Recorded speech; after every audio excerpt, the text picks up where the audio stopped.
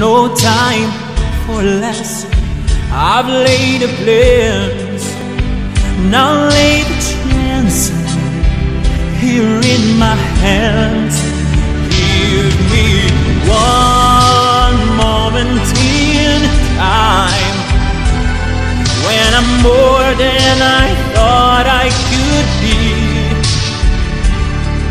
when all of my dreams are a heartbeat away and the answers are all up. Jangan lupa untuk subscribe dan aktifkan loncengnya agar sahabat-sahabatku menjadi orang pertama yang memperoleh konten terbaru dari NH Gio Herlambang. Selamat menyaksikan.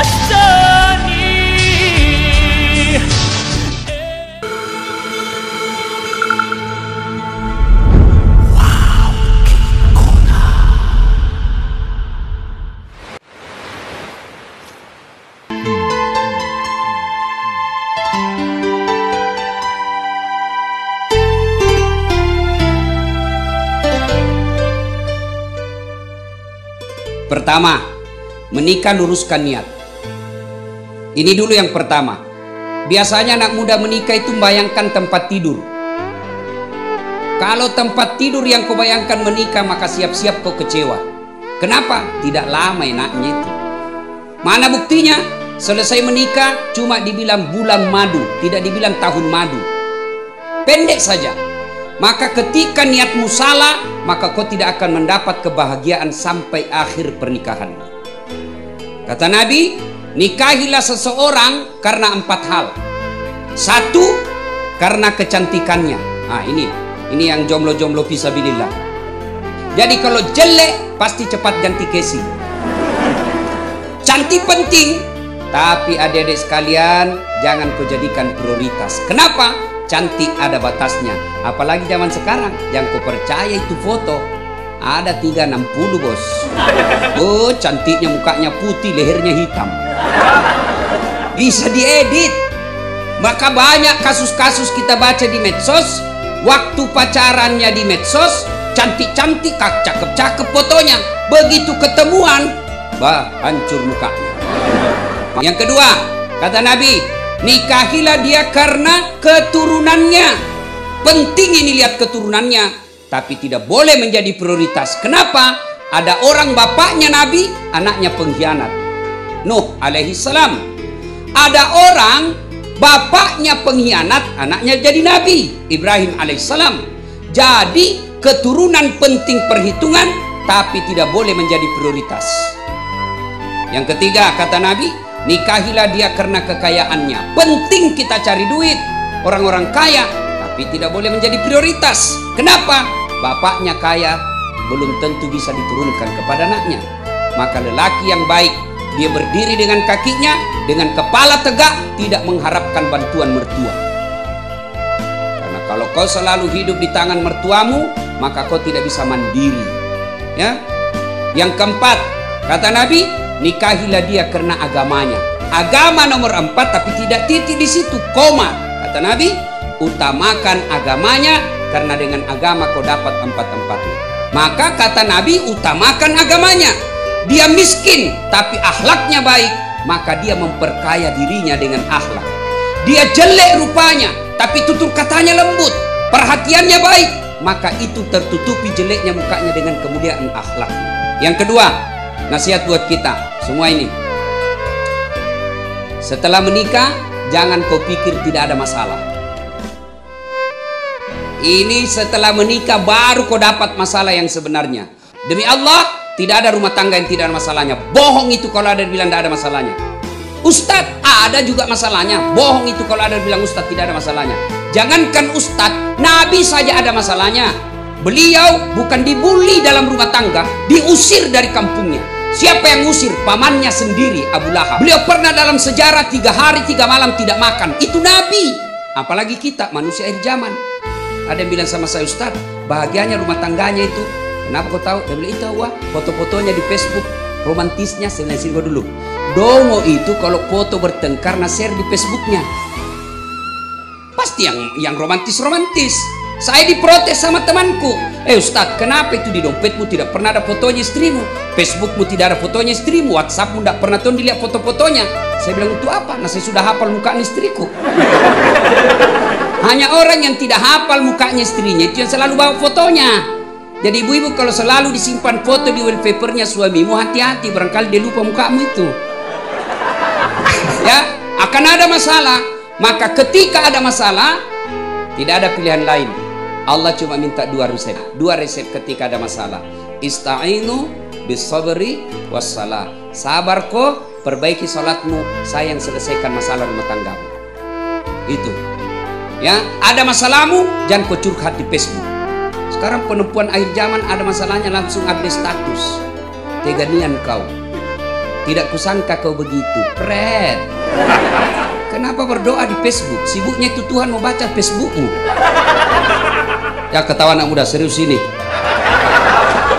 Kau berdoa di atas sajadah. Saya berdoa Ustadz, tapi kau tidak sholat, tidak bakal sampai itu doamu. Lalu bagaimana itu sabar? Yuk belajar dari Nabi Ayub alaihissalam. Itu Ayub alaihissalam, manusia yang digelari oleh Allah dengan manusia yang sabar. Ini rahasia buat bapak ibu. Nih, biasa orang tidak sabar menghadapi musibah rumah tangga. Ya, 60 tahun berkeluarga, tiba-tiba ada cobaan, baru 2 bulan kena cobaan, dia lupakan 60 tahun bahagia dengan suami atau istrinya. Ayub alaihissalam 81 tahun sehat, 16 tahun sakit. Istrinya berkata, bang, kau berdoa bang. Saya malu berdoa kepada Allah. 81 tahun saya sehat, baru 16 tahun saya sakit. Saya bersabar. Ditinggal lagi oleh istrinya. Ayub alaihissalam tetap bersabar. Kalau kau terapkan ilmu sabar dalam rumah tangga, tidak ada masalah. Yang kedua, perbaiki sholat. Jadi saling mengingatkan. Rumus bahagia rumah tangga, tidak perlu kaya banyak-banyak, tidak perlu kursus rumah tangga yang banyak. Gimana caranya? Muliakan orang tua. Karenanya muliakan orang tuamu, insya Allah kau akan bahagia. Selesai menikah ini, besok atau malam ini masuk kamar, bikin kau komitmen. Komitmen pertama sama istriku, saya bilang begini, kau boleh marah sama saya, kau boleh maki-maki saya, ada duit kau habisi, itu rezekimu. Tapi kau mau marah sama saya silakan, mau lempar kepalaku silakan, yang penting tidak dikena. Satu yang tidak boleh ya, saya tidak mau kau dengar, saya dengar telingaku kau hina orang tuaku. Begitu kau hina orang tuaku, kau keluar dari rumah. Tidak ada toleransinya. Itu harus jadi laki-laki begitu. Tak boleh itu istri memaki-maki orang tua kita. Kalau ada rumah tangga bermasalah, periksa bagaimana penghormatanmu sama orang tuamu. Kalau kau tidak muliakan orang tuamu, tidak mungkin Allah bahagiakan rumah tanggamu. Maka selesai menikah bikin komitmen. Laki-laki muliakan orang tuanya istrimu, istri muliakan orang tuanya suamimu. Jangan sampai jadi suami takut sama istri. Datang orang tuanya dari kampung, suaminya bilang, dek, ini sudah lama kita tidak pernah belanja-belanja untuk ibu, kita belikan emas ya. Dan sudah beli istrinya, apa? Mamamu terus. Kamu ke sama mamamu, beleng-beleng. Mana orang bisa kawin sama mama dong? Ayo, jangan sampai ada seperti itu. Langsung dia bilang suaminya, sudah kalau begitu tidak jadi. Birrul walidain, imma yablughanna indakal kibra ahaduhuma aw kilahuma fala taqul lahumā uff wa la tanharhuma wa qul lahumā qawlan karima. Kedua orang tuamu dalam pemeliharaanmu, maka berbuat baik, jangan kau berkata ah. Kalau kau mau rumusmu bahagia rumah tanggamu, muliakan orang tua. Insya Allah kau akan dapat kemuliaan dalam hidup.